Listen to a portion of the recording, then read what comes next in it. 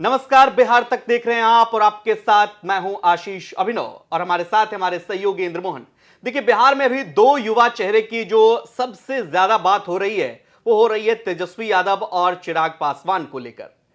कहा यह भी जा रहा है कि तेजस्वी यादव और चिराग पासवान की बॉन्डिंग जो है अगर बेहतर हो जाए, चूंकि एनडीए खेमे से अगर चिराग पासवान की नाराजगी होती है तो चिराग पासवान निश्चित तौर पर तेजस्वी यादव का साथ दे सकते हैं। हालांकि यह संभावनाओं के गर्भ में है और कहा जा मतलब इसको अगर राजनीतिक तौर पर देखें तो यह कहना अभी जल्दीबाजी होगी। बहरहाल, लेकिन चूंकि सवाल उठ रहे हैं कि क्या अगर एनडीए खेमे से चिराग पासवान नाराज होते हैं तो तेजस्वी यादव का साथ दे देंगे, और अगर तेजस्वी यादव का साथ देंगे तो 2024 के लिहाज से बिहार की सियासत में इंडिया गठबंधन जो है वो अपने मजबूती के साथ, मजबूत उभार के साथ फिर से निखर कर आ जाएगा, जो नीतीश कुमार के जाने से थोड़ा सा डगमगा गया है।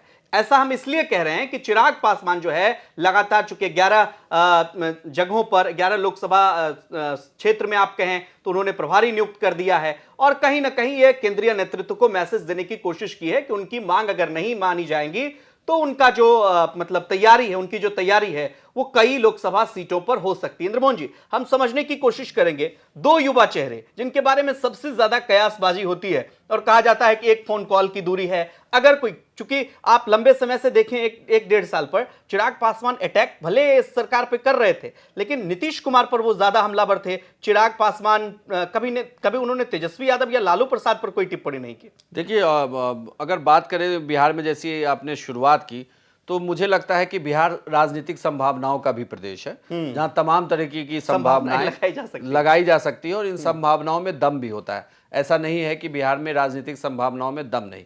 रही बात चिराग पासवान की, चिराग पासवान फिलहाल ये चाहते हैं कि उनका बार्गेनिंग अच्छे से हो सके लोकसभा चुनाव को लेकर बीजेपी के साथ। हालांकि अगर उनकी बात नहीं बनी तो ये कहा जा सकता है, या ये लगातार राजनीतिक पंडित कह रहे हैं कि अगर इस बार बात नहीं बने तो चिराग अलग रास्ते की जगह चिराग दूसरे जो गठबंधन है उसके साथ जा सकते हैं, यानी कि वो तेजस्वी के साथ बिहार को साथ सकते हैं।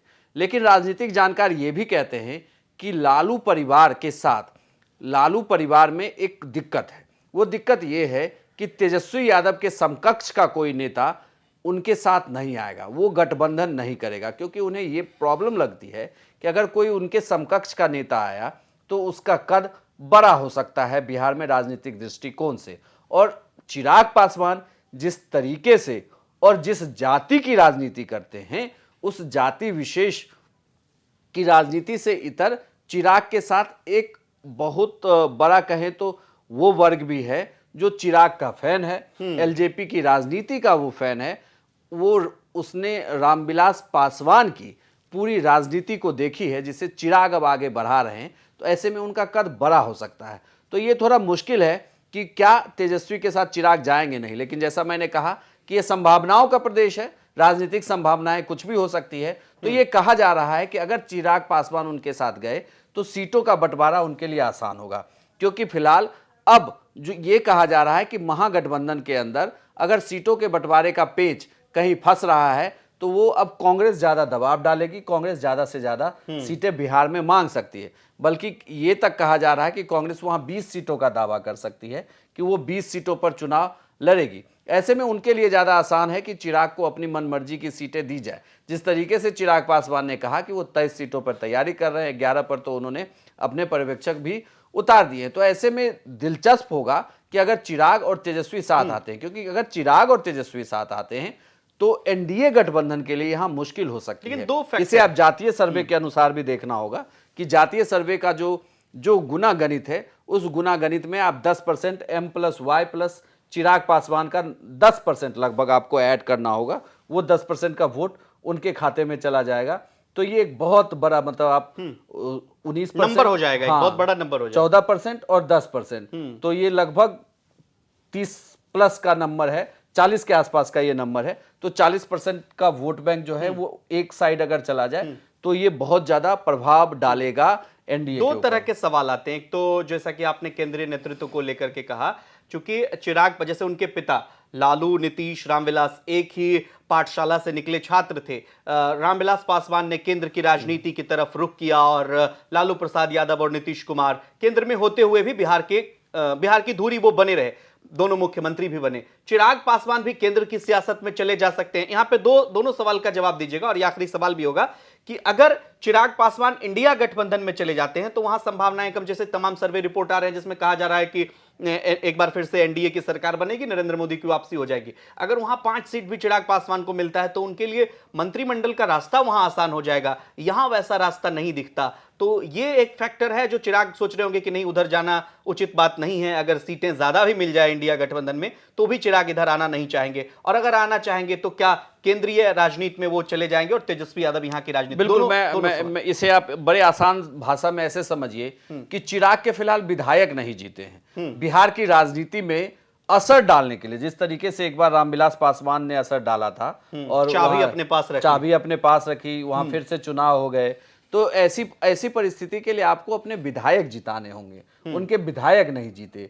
विधायक जब तक जीतेंगे नहीं तब तक आप बिहार की राजनीति में इंपैक्टफुल नहीं होंगे।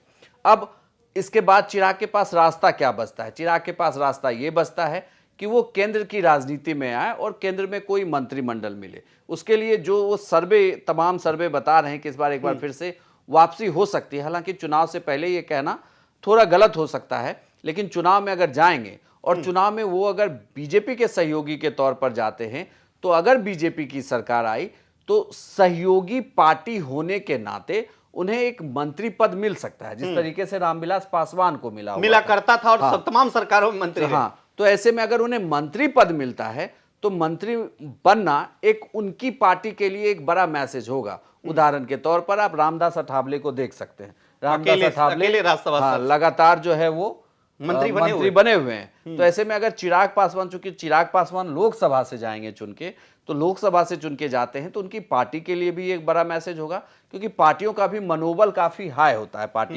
पार्टी के कार्यकर्ताओं का मनोबल काफी हाई होता है। जब उनका नेता केंद्र में मंत्री होता है तो उनकी बात ज्यादा सुनी जाती है, उनका काम ज्यादा होता है। तो इसके लिए जरूरी है कि वो इधर से रहें। और अगर वो इंडिया गठबंधन की तरफ जाते हैं तो मुश्किल जरूर होगी। सीट भले ही उन्हें ज्यादा मिल जाए, लेकिन जिताकर उन्हें लोकसभा में पहुंचाना और फिर विपक्ष की राजनीति करना, मुझे लगता है कि चिराग फिलहाल इसके लिए तैयार नहीं होंगे। आपको क्या लगता है, तेजस्वी यादव और चिराग पासवान क्या एक साथ आ जाएंगे, या चिराग फिलहाल नरेंद्र मोदी के हनुमान बने रहेंगे? कमेंट करके हमें जरूर बताइए। और बिहार की तमाम खबरों के लिए और ऐसे विश्लेषणों के लिए आप देखते रहिए बिहार तक।